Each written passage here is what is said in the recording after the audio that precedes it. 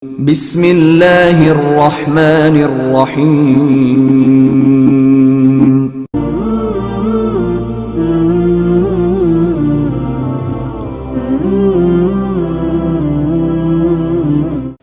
وسلام على عباده الذين اصطفى أما بعد قال الله تبارك وتعالى في القرآن المجيد والفرقان الحميد فأعوذ بالله من الشيطان الرجيم بسم الله الرحمن الرحيم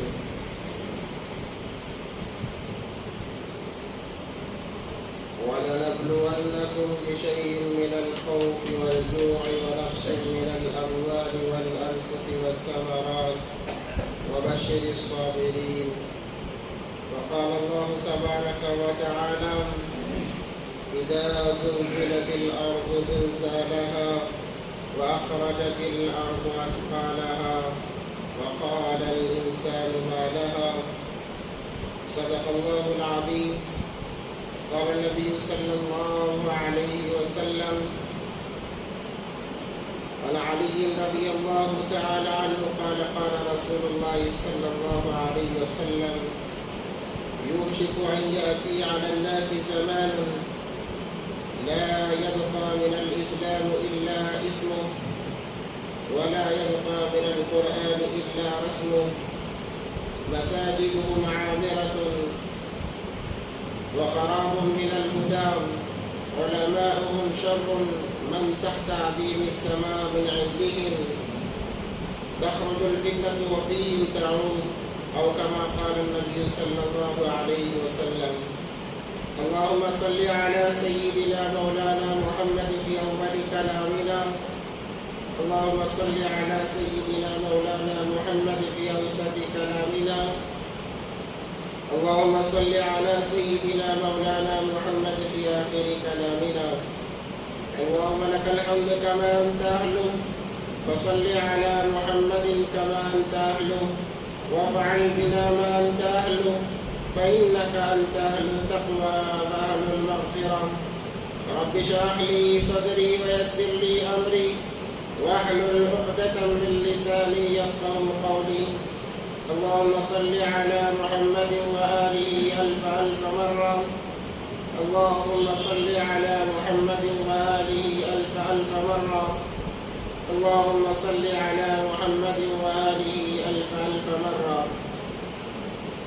محترم و معزز سامعین کرام، ایک مرتبہ دل کی گہرائیوں کے ساتھ درود پاک پڑھ لیں. اللهم صل على سيدنا محمد وعلى آل سيدنا محمد وبارك وسلم. معزز سامعین کرام، اللہ تبارک و تعالی تنی تنہا اس کائنات کے بادشاہ ہیں، شہنشاہ ہیں. اللہ تبارک و تعالی نے اس کائنات کو چلانے کے لیے ایک نظام بنایا ہے. تمام مخلوقات کو اللہ تبارک و تعالی نے اس نظام کا پابند بنایا ہے. خصوصی اعتبار سے حضرت انسان اور جنات کو، کیونکہ اللہ تبارک و تعالی نے قرآن میں فرما دیا وَمَا خَلَقْتُ الْجِنَّ وَالْإِنسَ إِلَّا لِيَعْبُدُونَ. جب تک انسان اور جنات اللہ تبارک و تعالیٰ کے نظام کے پابند رہیں گے، جو قانون اللہ تبارک و تعالیٰ نے بنایا ہے کائنات کے چلانے کے لیے، دنیا کے چلانے کے لیے، جب تک انسان و جنات اس کے پابند رہیں گے، اللہ تبارک و تعالیٰ صحیح معنوں میں اس کائنات کے نظام کو برقرار رکھیں گے.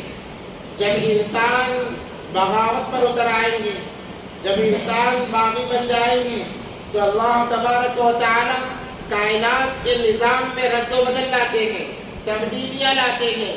وہی تبدیلیاں عذاب کی شکل اختیار کر لیتی ہیں، وہی تبدیلیاں پریشانیوں کی شکل کو اختیار کر لیتی ہیں.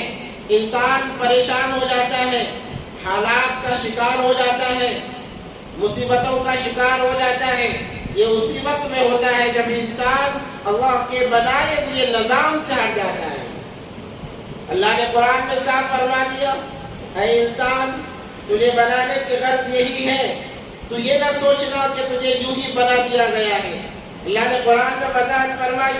پہلے کہا افحسبتم انما خلقناکم عبثا، اے انسانوں تم کیا سوچتے ہو کہ تمہیں یوں ہی بنا دیا گیا ہے کہ جاؤ دنیا میں، دنیا کماؤ، دنیا جماؤ، دنیا کرتے کرتے مر جاؤ. کیا تمہارے بنانے کا مقصد یہی ہے؟ کیا تمہیں اس لیے بنایا گیا کہ تم کوٹھیوں کے کوٹھیاں کھڑی کرو، گاڑیوں کی گاڑیاں جمع کرو اور اللہ تبارک و تعالی کو بھول کر زندگی گزارو؟ کیا تمہیں اس لیے بنایا گیا ہے؟ افحسبتم انما خلقناکم عبثا وانکم الینا لا ترجعون، کیا دوبارہ تمہیں میرے پاس لوٹ کر آنا نہیں ہے، میرے دربار میں کھڑا ہونا نہیں ہے، میدان محشر میں میرے سامنے حاضر ہونا نہیں ہے؟ تمہیں یوں ہی بیکار پیدا نہیں کیا گیا ہے، پھر کس لیے بنایا گیا؟ اللہ فرماتے ہیں وَمَا خَلَقْتُ الْجِنَّ وَالْإِنسَ إِلَّا لِيَعْبُدُونَ، اے انسان کی جماعت، اے جنات کی جماعت، سن لو کان کھول کر، تمہیں تو صرف میری عبادت کے لیے بنایا گیا ہے. میری عبادت کرانا مقصود، میری تعریف کرانا مقصود، میری وحدانیت تمہارے زبانوں سے نکالنا مقصود، یہی تمہارے پیدائش کا مقصد ہے. ہاں کمانا، ضروریات کو پورا کرنا یہ عارضی طور پر ہے، اس کو ہم مقصد نہیں بنا سکتے. میں مثال دیتا ہوں ہمیشہ. انسان سفر کرتا ہے، سفر کرنے سے پہلے جب اس کے سفر کا وقت ہوتا ہے تو وہ ریلوے اسٹیشن پر جا کر تھوڑی دیر پہلے انتظار کرتا ہے گاڑی کا. وہ جو انتظار کرنے کا وقفہ ہے، انسان یہ سمجھ لے کہ ابھی گاڑی آنے میں آدھا گھنٹہ باقی ہے، 1 گھنٹہ باقی ہے، چلو اس اسٹیشن کو تبدیل کر دیتے ہیں. جس ویٹنگ روم میں کھڑا ہوں اس کو سنوارتے ہیں، وہاں اے سی لگاتے ہیں، وہاں پر صوبے کا انتظام کرتے ہیں، ہر قسم کی راحت کا انتظام کرتے ہیں. اگر کوئی انسان یہ کام کرنے میں لگ جائے، دنیا کا سب سے بڑا بیوقوف انسان ہے. کیوں؟ اس لیے کہ ابھی تھوڑی دیر بعد اس کی ٹرین آنے والی ہے، وہ جانے والا ہے، وہ مسافر ہے، سفر کرنے والا ہے. وہاں رہنا ضرور ہے مگر اس رہنے کو مقصد نہیں بنانا ہے. اگر مقصد بنائے گا ٹرین ہاتھ سے چلی جائے گی، بڑا گھاٹے کا سودا کرنا پڑے گا. ویسے ہی ہم تمام کو دنیا میں رہنا ضرور ہے مگر اسے مقصد نہیں بنانا ہے. ہمارا مقصد تو اللہ تبارک و تعالیٰ کی رضامندی ہے. نبی پاک صلی اللہ علیہ وسلم کو سنتوں کو زندہ کرنا ہے. انسان جب اپنے وعدے سے ہٹ جاتا ہے اللہ حالات لاتے ہیں. ظہر الفساد فی البر والبحر، اللہ تبارک و تعالیٰ نے قرآن میں فرمایا ظہر الفساد فی البر والبحر بما کسبت ایدی الناس. اے انسانوں، زمین میں، خشکی میں، تری میں جو تغیر آتا ہے، جو بدلاؤ آتا ہے، وہ تمہارے ہاتھوں کا کیا کرایا ہے. انسان جیسے اعمال کرے گا فیصلے ویسے آسمانوں سے اترتے ہیں. نبی علیہ السلام جب معراج پر تشریف لے جا رہے تھے، دیکھا چند چیزیں آسمان پر چڑھ رہی ہیں اور چند چیزیں اتر رہی ہیں. پوچھا جبرائیل یہ کیا چیزیں ہیں؟ جبرائیل علیہ السلام نے فرمایا اے اللہ کے نبی پاک صلی اللہ علیہ وسلم، آپ کے امت کے اعمال جو آسمانوں پر جا رہے ہیں اور یہ جو نیچے جا رہے ہیں وہ اللہ کے فیصلے ہیں. انسان جیسے اعمال کرے گا فیصلے ویسے اتریں گے. انسان دغابات رہے، اللہ تبارک و تعالیٰ مہربانی کا معاملہ کرتے رہے، ایسا ہو نہیں سکتا ہے. آپ دنیا کے نظام کو دیکھ لیں. بیٹا نافرمان ہے، باپ دولتیں لٹا رہا ہے، بیٹا نافرمانیوں پر نافرمانیاں کر رہا ہے. باپ کہتا ہے چلو جو بھی ہو تم پر دولتیں لٹائی جائیں گی، تم پر عیاشی کی ہر چیز فراہم کی جائے گی. ایسا ہو سکتا ہے؟ چاہے جتنا کروڑ پتی باپ ہو، جب بیٹا باغی بنتا ہے اپنے ہاتھوں کو روک لیتا ہے، کہتا ہے کہ تو میری فرما برداری میں آ جا، تمام کا تمام تیرا ہے، تو نافرمانی کرتا رہے گا. یہ امید نہ لگانا میرا باپ کروڑ پتی ہے، وہ مجھے کچھ نہ کچھ ضرور دے دے گا، یہ امید نہ لگانا. پہلے فرما برداری میں تو آ. جب انسان کا معاملہ ایسا ہے، ذرا سوچو اللہ کا معاملہ کیا ایسا نہیں ہوگا؟ اللہ بھی فرماتے ہیں تو میرا بندہ تو بن جا، میرا فرما بردار تو بن جا، ساری کائنات تیری ہے، دنیا کی کائنات کی ہر چیز تیرے مقدر کر دوں گا، تو پہلے میرا تو بن جا، تو میرا اطاعت گزار تو بن جا، میرے حبیب پاک صلی اللہ علیہ وسلم کی سنتوں کو زندہ کرنے والا تو بن جا. تو نافرمانی پر نافرمانی کرتا رہے اور میں تجھ پر مہربانیاں کرتا رہوں، بہت مشکل ہے۔ ہاں مہربانیاں پھر بھی ہوتی ہیں، ہونا تو یہ چاہیے تھا ہمارے اعمال کا ہم جائزہ لیں، ہونا تو یہ چاہیے تھا کہ اللہ کب کا ہمیں مار دیتا۔ زمین روزانہ اللہ سے التجا کرتی ہے، اللہ اجازت دے تیرے ان نافرمانوں کو دھسا دو۔ آسمان التجا کرتا ہے، اللہ اجازت دے ان پر برس پڑو، ان کو تباہ و برباد کرو۔ اللہ فرماتے ہیں میں ان کی توبہ کا انتظار کروں گا۔ اللہ نے ڈھیل دی ہے مگر وہ موقع ایک مختصر وقت کے لیے ہمیں موقع دیا گیا ہے، ہم اس کو غنیمت سمجھے، اللہ کی طرف متوجہ ہو جائیں۔ آج حالات اتنے گئے گزرے ہیں، حالات ایسے بدلتے جا رہے ہیں کہ سوچ کے باہر ہیں۔ آپ ترکی کا معاملہ لیجیے، ملک شام کا معاملہ لیجیے کہ کیسے زلزلے آئے ہیں۔ سارا دن زلزلہ نہیں آتا ہے، 2 سے 3 منٹ کا یہ وقفہ ہوتا ہے۔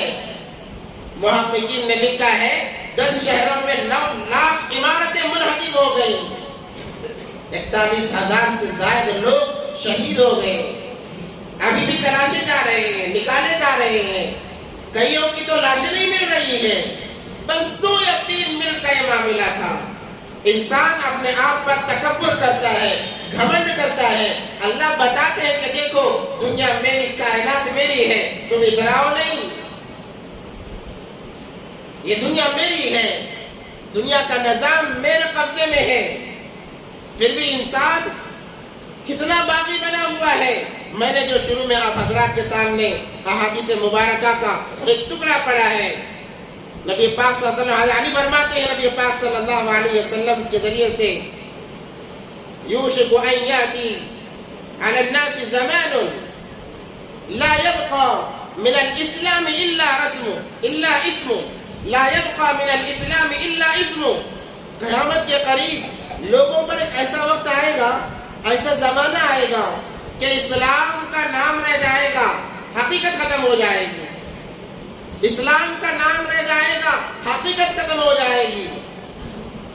آج اسلام کا نام تو ہے، حقیقت سے سب کے تمام دور ہیں۔ نماز اسلام سے کیا مراد؟ عبادات مراد ہے۔ نماز کا نام ہے، حقیقت ختم ہے۔ ہم آتے ہیں نماز پڑھنے کے لیے، جیسے ہی اللہ اکبر نیت باندھی ہمارا دماغ گردش کرتا ہے۔ ہمیں جو سارے دن بھر کے کام کرنے ہیں، ہم نے 4 رکعت میں اس کا حساب لگا لیتے ہیں، کیا ہمیں کیا کرنا ہے، کب کس سے ملاقات کرنا ہے، کس کے پاس جانا ہے، کہاں کتنا خرچ کرنا ہے۔ 4 رکعت کی نماز میں 5 سے 10 منٹ کے اندر ہم حساب لگا لیتے ہیں۔ نماز کا نام رہ گیا، حقیقت ختم ہو گئی۔ دیکھیے آج جمعے کا دن ہے، ہونا تو یہ چاہیے تھا کہ جمعہ مقدس دن ہے، سب سے محترم دن ہے، دنوں کا سردار ہے۔ بقرعید کی جو عید کی خوشی ہے اس سے بڑا ہوا، رمضان کی عید کی جو خوشی ہے اس سے بڑا ہوا جمعے کا دن ہے۔ مگر ہمارا حال کیا ہے؟ ہماری مسجدیں پھر بھی خالی ہیں۔ ہمارا مجمع کب آتا ہے؟ ہمارا مسلمان کب آتا ہے؟ جب بیان ختم ہو جائے، ممبر پر امام چڑھ جائے، جب خطبہ ختم ہو جائے، دوسرا خطبہ شروع ہو جائے۔ بعض اللہ کے بندے تو ایسے ہیں کہ دوسرے خطبے کے ختم کے بعد آخری رکوع سے پہلے آ کر شامل ہو جاتے ہیں۔ یہ مسلمانوں کا حال ہے۔ حالانکہ جو خطبہ ہے 2 رکعت کا بدل ہے۔ نماز تکمیل خطبے کے ذریعے سے ہوتی ہے، اسی لیے کہا گیا خطبہ شروع ہو جائے بات نہ کرو، یہاں تک کہ نہیں عن المنکر کو روک دیا گیا۔ نہیں عن المنکر سے کیا مراد؟ کہ بھلائی کا حکم بھی نہیں کر سکتے، برائی سے پر روک بھی نہیں سکتے، ٹوک نہیں سکتے۔ کیوں؟ خطبہ شروع ہو گیا ہے۔ اب خاموش، اپنے زبان کو تالا لگاؤ، ہونٹوں کو سل لو اور اطمینان سے خطبہ سنو۔ پہلا خطبہ سنو، دوسرا خطبہ سنو اور نماز میں شامل ہو جاؤ۔ یہ جمعے کی نماز تمہیں برکتوں کے ساتھ میں حاصل ہو جائے گی۔ اللہ نے اسی لیے اس دن کی فضیلت بتائی ہے، خاصیت بتائی ہے۔ اللہ نے سورہ جمعہ ایک مکمل سورت اتاری ہے۔ کیا ہم نے پڑھا ہے؟ یا ایھا الذین آمنوا، اللہ بڑے پیارے انداز سے سمجھاتے ہیں، اے میرے ایمان والے بندو، یا ایھا الذین آمنوا اذا نودی للصلاۃ من یوم الجمعہ کسی دن کی خاصیت کو لے کر اللہ نے احکام نہیں بیان کیے ہیں، مگر جمعے کا دن آیا اللہ نے کہا من یوم الجمعہ فاسعوا الی ذکر اللہ وذروا البیع۔ فسعوا کا معنی معلوم ہے؟ علماء فرماتے ہیں، مفسرین تفسیر بیان کرتے ہیں کہ جیسا انسان ایک ضروری چیز کی طرف دوڑتا ہے ویسے آؤ نماز کی طرف، ویسے آؤ نماز کی طرف۔ نماز کی طرف دوڑنا اس لیے مراد نہیں لیا جاتا کیونکہ نبی علیہ الصلوۃ والسلام نے فرمایا نماز کو دوڑ کر نہ ہو، کیوں؟ جلدی آ جاؤ گے نیکیاں کم ہو جائیں گی۔ جتنے تمہارے چھوٹے چھوٹے قدم ہوں گے اللہ ایک قدم پر نیکی ایک گناہ معاف، ایک قدم پر نیکی ایک گناہ معاف فرماتے ہیں۔ اس لیے اپنے نیکیوں کو کم نہ کرو، اس لیے چل کر آرام سے آؤ۔ مگر علماء فرماتے ہیں فسعوا الی ذکر اللہ، جیسے بڑے قیمتی کام کی طرف انسان فوراً لپکتا ہے، کسی کا خیال نہیں رہتا، کسی بات کی فکر نہیں رہتی، ویسے ہی جب جمعے کی اذان دی جائے تمام چیزوں کو چھوڑ دو۔ اب چھوڑنے سے لوگ بہت ساری چیزیں مراد دے سکتے تھے، اللہ نے کہا وذروا البیع، خرید و فروخت چھوڑ دو، کہ انسان یہ نہ سوچنے لگے کہ اللہ نے خرید و فروخت تو منع نہیں کیا ہے، چلو ابھی ہم راشن لے رہے ہیں، کاروبار کر رہے ہیں، بعد میں آرام سے جائیں گے۔ اللہ نے کہا وذروا البیع، اب خرید و فروخت بھی چھوڑ دو، لینا دینا تمام کا تمام بند کر دو۔ کب؟ جب جمعے کی اذان دی جائے، نماز کے لیے بلایا جائے۔ تاکید اللہ تبارک و تعالیٰ نے حکم فرمایا ہے، اگر اس کے باوجود مسلمان اذان کے بعد میں خرید و فروخت کرتا ہے گویا کہ وہ حرام کما رہا ہے۔ بعض تو یہ فرماتے ہیں کہ غسل بھی نہ کرو، تاخیر ہو جائے گی، اذان سے پہلے جو کرنا ہے کرو، جیسے ہی اذان ہو گئی فوراً دوڑو مسجد کی طرف، لپکو مسجد کی طرف۔ ذالکم خیر لکم ان کنتم تعلمون، کہا اللہ تبارک و تعالیٰ نے یہ تمہارے لیے سب سے بہتری چیز ہے کہ تم جمعے کی اذان سننے پر تمام چیزوں کو چھوڑ کر آ جاؤ مسجد کی طرف۔ مگر کیا آج مسلمان کا حال ہے؟ اس لیے کہا لا یبقى من الاسلام الا اسمه، اسلام کا نام باقی رہے گا، حقیقت ختم ہو جائے گی۔ نماز آج باقی ہے، نام باقی ہے، حقیقت ختم ہے۔ روزہ نام باقی ہے، حقیقت ختم ہے۔ ہمارے روزوں کا کیا حال ہے؟ روزہ تو وہ ہے کہ بندے اور اللہ کے درمیان کوئی حجاب نہیں رہتا، کوئی پردہ نہیں رہتا، مگر انسان روزہ رہ کر بھی حرام کام کر رہا ہے، حرام کمائی کما رہا ہے، چغلیاں کر رہا ہے، دنیا میں مبتلا ہو رہا ہے، تو نام باقی ہے، حقیقت ختم۔ اس سے بڑھ کر حج کا فریضہ دیکھ لیجئے، انسان لاکھوں روپے خرچ کر کے حج کو جاتا ہے، نام باقی ہے، حقیقت ختم۔ وہاں پر جا کر کعبۃ اللہ کے پاس کھڑے ہو کر سیلفی لیتا ہے اور کہتا ہے کہ دیکھو میں کعبۃ اللہ میں آیا ہوں۔ نمائش کا ایک ذریعہ بن گیا، میرا نام ہو جائے، میرے نام کے ساتھ حاجی لگ جائے، میرے نام کے ساتھ حاجی لگ جائے، الحاج لگ جائے، اس لیے انسان وہاں پر جا کر نمائش کر رہا ہے، تو نام باقی ہے، حقیقت ختم ہو گئی۔ زکوٰۃ کا نام باقی ہے، حقیقت ختم ہو گئی۔ نبی علیہ الصلوۃ والسلام فرماتے ہیں لا يبقى من الاسلام الا اسمه ولا يبقى من القرآن الا رسمه، قرآن باقی رہے گا، اس کی حقیقت ختم ہو جائے گی۔ قرآن استعمال کیا جائے گا رسم و رواج کے لیے۔ آج ہمیں قرآن تعلیم دیتا ہے ہدایت کی، آج ہمیں قرآن تعلیم دیتا ہے وحدانیت کی، آج ہمیں قرآن تعلیم دیتا ہے ایمانیت کی طرف، مگر ہم قرآن کو ہم نے رسمن لے لیا ہے۔ کیا رسمن لے لیا؟ کوئی مر گیا تو چلو قرآن پڑھو، قرآن خوانی کراؤ، فلاں چیز کراؤ، تو ہم نے قرآن کو رسمن رکھ لیا ہے، ہم نے کبھی قرآن کو سمجھنے کی کوشش نہیں کی۔ قرآن کے الفاظ کو درست کرانا مقصود نہیں ہے، بلکہ قرآن کی ایک ایک آیات پر عمل کرنا مقصود ہے، عمل کرانا مقصود ہے۔ آج وہ چیزیں کہاں ہو رہی ہیں؟ صحابہ کرام رضوان اللہ تعالی علیہم اجمعین فرماتے ہیں کہ جب ہمارے سامنے چند آیات آتی ہم سب سے پہلے ان آیات پر عمل کرتے۔ یاد کرنا ہمارے لیے بڑا دشوار ہوتا تھا، مگر عمل کرنا ہمارے لیے بالکل آسان۔ اللہ نے ایک چیز سے منع کر دیا فوراً چھوڑ دیتے، اس کو یاد کرنا ہمارے لیے دشوار ہوتا تھا، عمل کرنا ہمارے لیے بہت آسان ہوتا تھا۔ آج عالم یہ ہے یاد کرنا آسان ہے، 8 سال کا بچہ بھی حافظ قرآن ہے، 9 سال کا بچہ بھی حافظ قرآن ہے، مگر عمل 70 سال کا انسان بھی عمل پر نہیں اتر رہا ہے۔ یاد کرنا آسان ہے، عمل کرنے کے لیے 70 سال لگ گئے، مگر پھر بھی ایک آیت پر عمل نہیں ہو رہا ہے، ایک آیت پر عمل نہیں ہو رہا ہے۔ اللہ نے فرمایا اقیموا الصلاۃ وآتوا الزکاۃ، نماز قائم کرو، زکوٰۃ ادا کرو۔ حالانکہ نبی علیہ السلام کے زبان مبارک سے فرمایا گیا بنی الاسلام علی 5، اسلام کی بنیاد 5 چیزوں پر ہے۔ جب تک انسان مسلمان ان کو اپنا نہ لے وہ کامل ایمان والا نہیں۔ الشہادۃ ان لا الہ الا اللہ واشہد ان محمدا عبدہ ورسولہ واقام الصلاۃ وایتاء الزکاۃ والحج وصوم رمضان، 5 چیزیں ہیں۔ اب بتاؤ ان 5 چیزوں پر ہم کتنے عمل کر رہے ہیں؟ 5 چیزوں پر ہمارا کتنا عمل ہو رہا ہے؟ ہر کوئی اپنے گریبان میں جان کر دیکھ سکتا ہے۔ نبی علیہ السلام نے فرمایا بنیاد ہے، بنیاد کمزور، عمارت بھی کمزور ہے۔ اب ترکی میں جو زلزلے آئے ہیں وہاں کے سائنسدانوں نے تحقیق شروع کی ہے کہ زلزلوں کی وجہ سے اتنے لاکھ عمارتیں کیوں زمین بوس ہو گئی، تو پتہ چلا بنیادیں ہی مضبوط نہیں تھی، تو ان لوگوں کو گرفتار کیا جا رہا ہے اور جیل میں بھیجا جا رہا ہے۔ کیوں؟ اس لیے کہ انہوں نے لالچ میں آ کر بنیادوں کو کھوکھلا کر دیا، جس کی وجہ سے مال تو کما لیا ہوگا، آج مال بھی گیا، عزت بھی گئی۔ جب مسلمان بنیادوں کو، ایمان کی بنیادوں کو کھوکھلا کرتا ہے وہ ساری زندگی شرمندہ ہو کر زندگی گزارتا ہے۔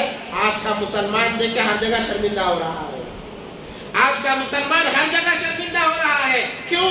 اسلام کی بنیادوں کو اس نے کھوکھلا کر دیا ہے۔ پھر عزت وہ کہاں سے پائے گا؟ صحابہ نے بنیادوں کو مضبوط کیا، ایسا مضبوط کیا قیصر و کسریٰ جسے سپر پاور کہا جاتا ان کے سامنے آنے لرز جاتا کہ مجھ سے نہیں ہوگا، ہم سے نہیں ہوگا۔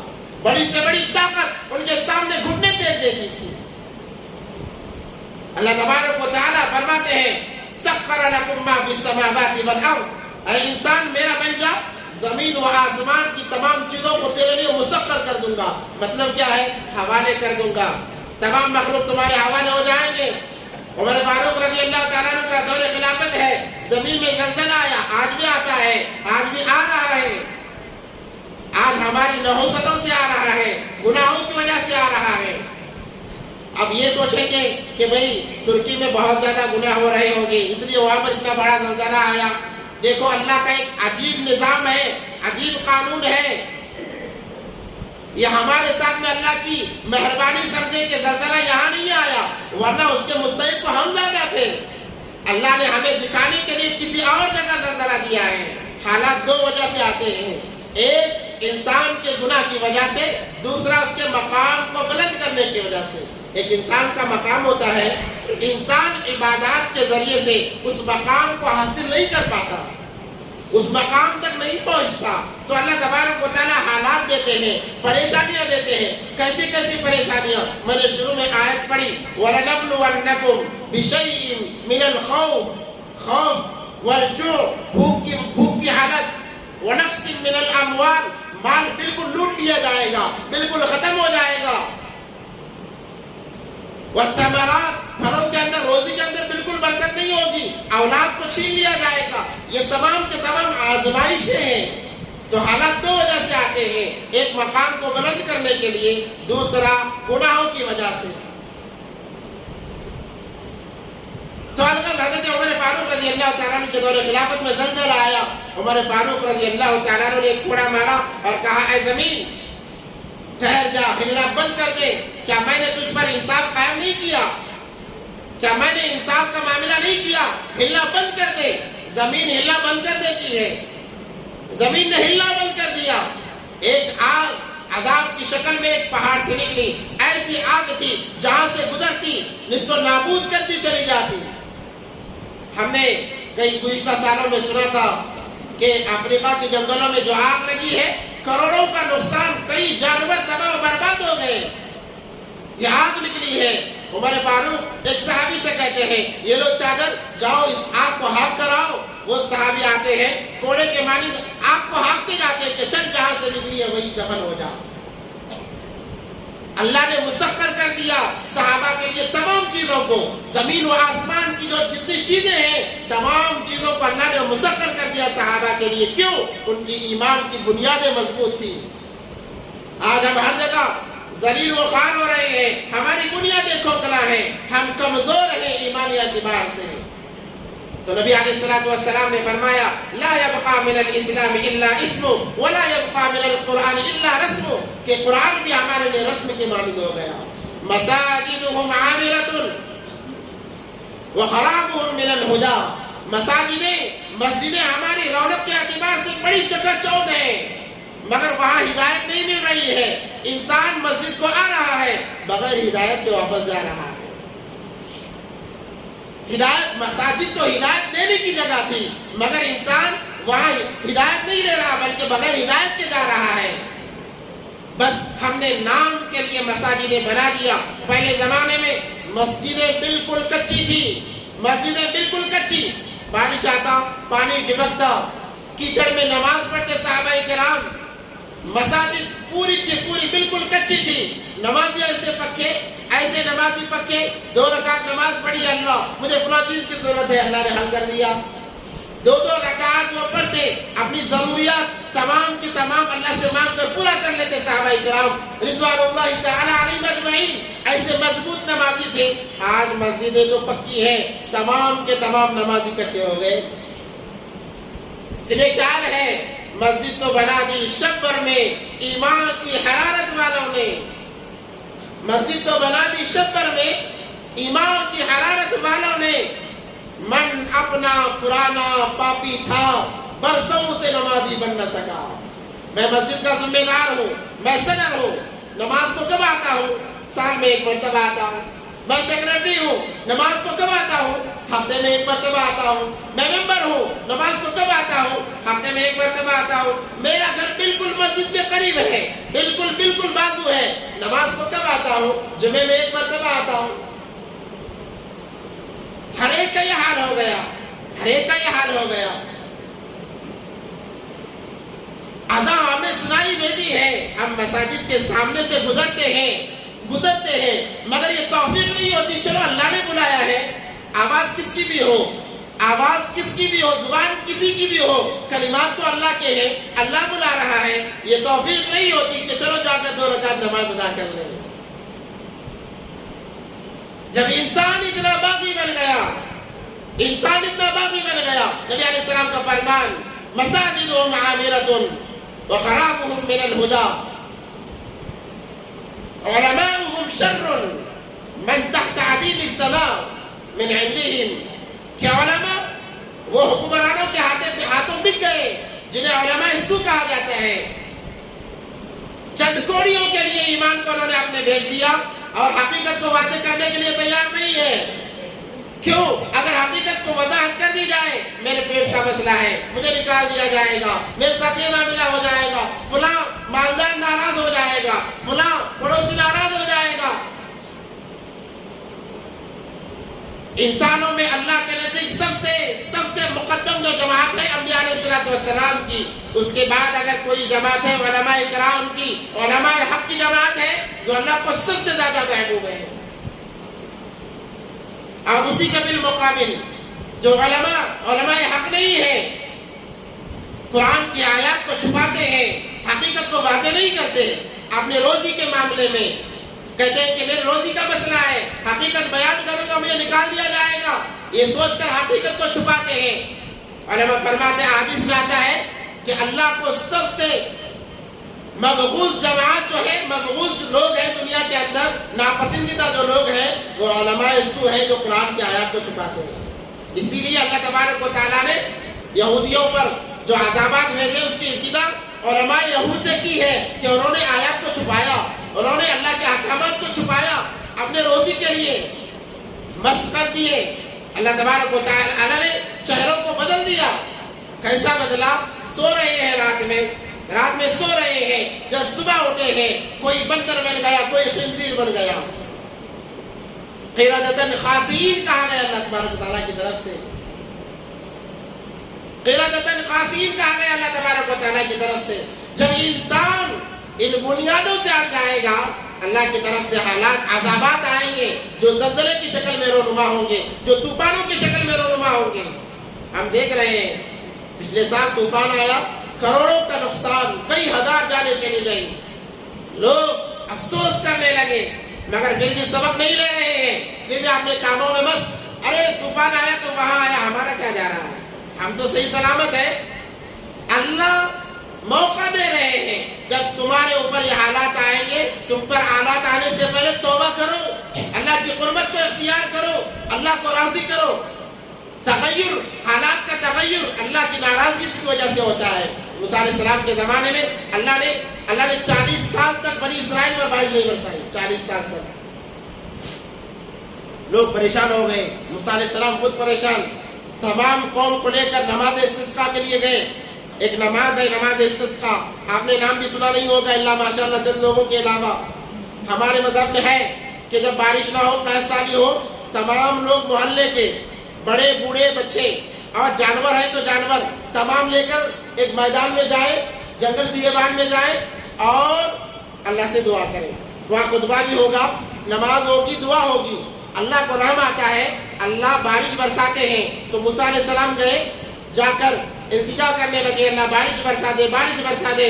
اللہ تبارک و تعالیٰ نے فرمایا, اے موسیٰ میں بارش نہیں برساؤں گا. کہا کیوں ہے اللہ, کیا معاملہ ہے, ہم تو ہر کام کر رہے ہیں آپ کو راضی کرنے کے. تمہاری جماعت میں ایک بندہ ہے جس نے 40 سال جو میری نافرمانی کرتا رہا, اس ایک کی وجہ سے تمام قوم کو میں مصیبت میں مبتلا کیا ہوں. ایک کی وجہ سے, جو 40 سال سے میری نافرمانی کر رہا ہے, مگر اللہ کھلا بھی رہے ہیں, مگر اس ایک کی وجہ سے تمام قوم کو مصیبت میں مبتلا کیے ہوئے. تو موسیٰ علیہ السلام نے اعلان کیا کہ اے میری قوم, ایک کی وجہ سے اتنا بڑا عذاب اللہ کا آیا ہے, اپنے آپ پر رحم کرو. اور جو وہ گنہ گار ہے, معلوم ہے ہر ایک کو اپنا جانتا ہے انسان میں کہ میں کتنے پانی میں ہوں, وہ نکل جائے اللہ کے لیے تاکہ قوم تباہ و برباد ہونے سے بچ جائے. تو جو نافرمان تھا اسے بڑا گراں گزرا کہ یا اللہ, شاید میری وجہ سے پانی بارش رکا ہوا ہے, اگر میں چلا جاتا ہوں تمام قوم کے نزدیک شرمندہ ہو جاؤں گا اور میری اصلیت ظاہر ہو جائے گی. وہ دل ہی دل میں رونے لگتا ہے, دعا کرنے لگتا ہے. اس نے دل ہی دل میں دعا کرنا شروع کی, بارش برسنا شروع ہو گیا. اب موسیٰ علیہ السلام پریشان, کہا کلیم اللہ تھے, اللہ سے بات کرنے والے تھے. اللہ کہا اے اللہ یہ کیا معاملہ, کوئی گیا نہیں, بارش آ گئی. ہم اتنی دیر سے اتنے سالوں سے دعا کر رہے ہیں مگر بارش نہیں تھی, مگر اب اچانک بارش آ گئی, کیا معاملہ ہوا. تو اللہ تبارک و تعالیٰ نے فرمایا, اے میرے موسیٰ, جو میرا نافرمان تھا, جو مجھے ناراض کر رہا تھا, اس نے اب مجھ سے صلح کر لی ہے. اس کے صلح کی برکت, جب صلح ہوئی میں اس سے راضی ہو گیا تو میں نے بارش کو برسا دیا. اللہ نے موسیٰ علیہ السلام نے کہا, اے اللہ اس خوش نصیب بندے کو ذرا بتا دیجیے تاکہ میں دیکھوں. اللہ تبارک و تعالیٰ نے فرمایا, 40 سال سے نافرمانی کرتا رہا, تب میں نے ظاہر نہیں کیا, اب تو میرا دوست بن گیا ہے, میں کیسے ظاہر کروں. یہ اللہ کا معاملہ ہے. آج اللہ ناراض ہے, ہمیں موقع دے رہا ہے.